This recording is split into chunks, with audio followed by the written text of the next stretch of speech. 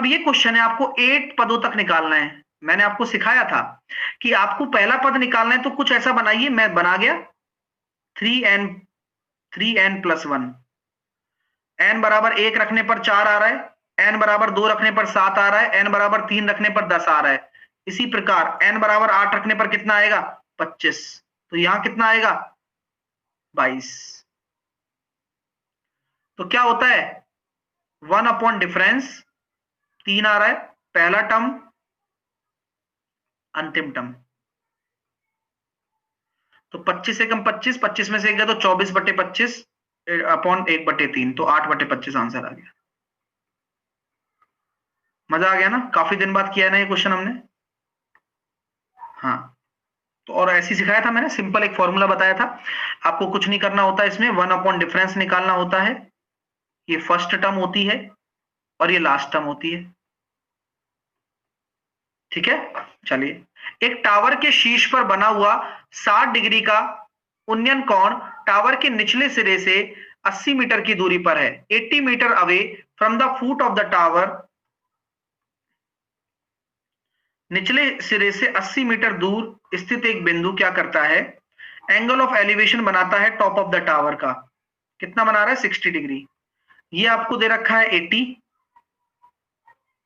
ये आपको angle of elevation दे रखा है 60 डिग्री। तो टावर की ऊंचाई बतानी है। तो हम जानते हैं सर, 30 डिग्री के सामने अगर 80 है तो 60 डिग्री के सामने क्या होगा? 80√3। उस मूलधन पर 2 वर्ष के लिए 7% वार्षिक दर से वार्षिक रूप से संयोजित होने वाला चक्रवृद्धि ब्याज ज्ञात कीजिए, जिसे 7% वार्षिक दर से 3 साल में 9450 रुपए साधारण ब्याज मिला हो तो कर देंगे, क्या दिक्कत है? बोले गुरुजी साधारण ब्याज है 21% के बराबर कर दो। ले भाई, 21% के बराबर कर दिया। 21 तिया 63 और 21 चौके 84, बचे कितने? 10, 21 पंजे 105। तो यानी कि 1% बराबर 450 है, तो 100% बराबर कितना हो जाएगा? 4500 और 45,000। तो आपको क्या निकालना है? 7% का 2 साल के लिए। क्या मैं कह सकता हूं सीधा सीधा 14.49% निकाल दो? क्यों नहीं भाई साहब। और 14.49 में अगर आपको ज्यादा ही तकलीफ हो रही है गुरुजी, तो दिमाग लगाने वाली बात है सर, क्या कि भाई इकाई का अंक आएगा 5। तो ऑप्शन में कौन सा है? बी है। चलो तुम्हारे फिर भी पल्ले नहीं पड़ रहा, तो 14 मत निकालो, 15% निकाल के देख लो। तो इसका 15% कितना हो जाएगा? 3/20। 5 तिया 15, ओ सॉरी 5 चौके 20 और 9 पड़म 45, 27/4। लगभग कितना आ रहा है?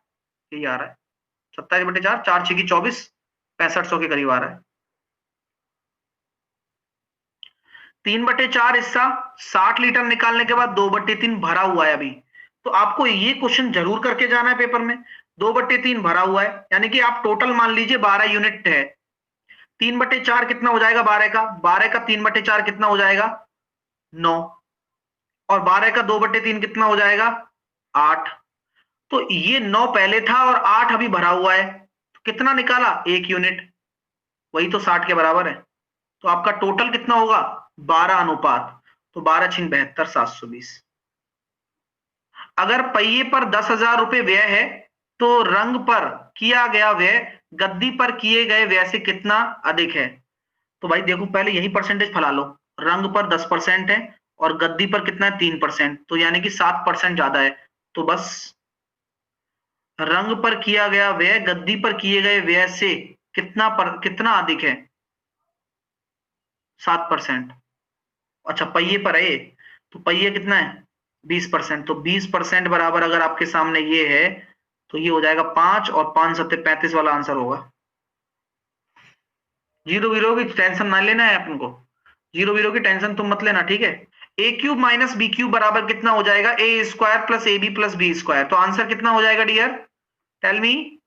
Sir a minus b, you know ना, 0.4। 3 संख्याओं का योग आपको दे रखा है।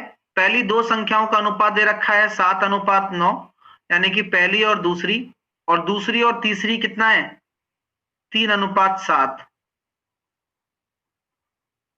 प्लॉट लगा देते हैं, 9 के बगल में 9, 3 के बगल में 3, तो 7 तिया 21, 9 तिया 27 और 9 7 63। रेशो हम निकाल देंगे डियर, वैसे हम 3 से काट सकते हैं इसको, एक्चुअल रेशो निकाल लेते हैं। 3 7 21, 3 9 27 और 3 से काटा 21 बार। तो यहाँ पर आपको अच्छा लगेगा, देखो 3 से हमने काटा तो कितना आ रहा है, 9 और 7 16, 37 आ गया। और 37 बहुत जरूरी आना चाहिए था। क्या आपको कौन बच्चा ये पहले ही सोच पा रहा था कि यार 770 आया है तो 37 बनेगा?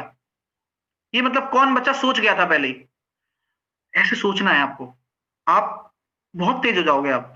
तो यहां पर हम कह सकते हैं कि भाई क्योंकि 111 का मल्टीपल ही वैसे होने वाला है, तो 1 बराबर 21 हो गया। और आपसे पूछा दूसरी संख्या, तो 21 इंटू 9 189। 3 लोग एक साथ 11 किलोमीटर के एक परिपत्र ट्रैक है ना, उसके चारों ओर उसी तरह से यात्रा के लिए शुरू करते हैं जिनकी गति आपको दे रखी है, तो वे शुरुआती बिंदु पर कब मिलेंगे? ये बहुत अच्छा क्वेश्चन है डियर। अब इस क्वेश्चन को करना कैसे मैं बताता हूँ। ये क्वेश्चन आया नहीं है लेकिन 1-2 दिन में आ जाएगा, ठीक है। आपको एलसीएम लेना है सर। किसका लेना है आपको? आपको निकालना है टाइम। तो सबसे पहले आपको बनाना पड़ेगा टाइम। और टाइम क्या होता है? Distance upon speed, distance upon speed, distance upon speed. 11/4,